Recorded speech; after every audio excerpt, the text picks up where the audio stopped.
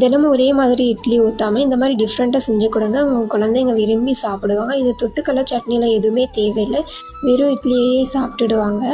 சாப்பிட்றதுக்கும் அவ்வளோ சூப்பராக இருக்கும். வாங்க எப்படி செய்கிறதுன்னு பார்க்கலாம். ஒரு கடையில் 1/4 டம்ளர் தண்ணி சேர்த்திக்கலாம். 1 கப்பு வெல்லம் சேர்த்தி நல்லா கரைச்சிக்கலாம்.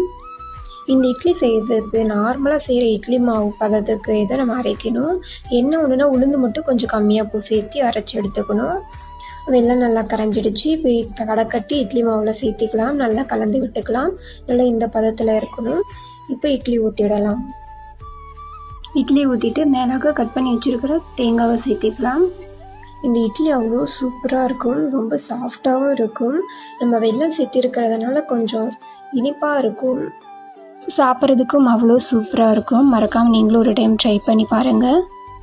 10 நிமிஷத்தில் செஞ்சிடலாம் இந்த இட்லி ஊற்றிட்டு மூடிட்டு ஒரு 5 நிமிஷம் வேக விட்டு எடுத்திங்கன்னா சூப்பரான இட்லி ரெடி. வேறு ஒரு பிளேட்டுக்கு மாற்றிடலாம். அவ்வளோதாங்க, சூப்பராக வந்திருக்கு.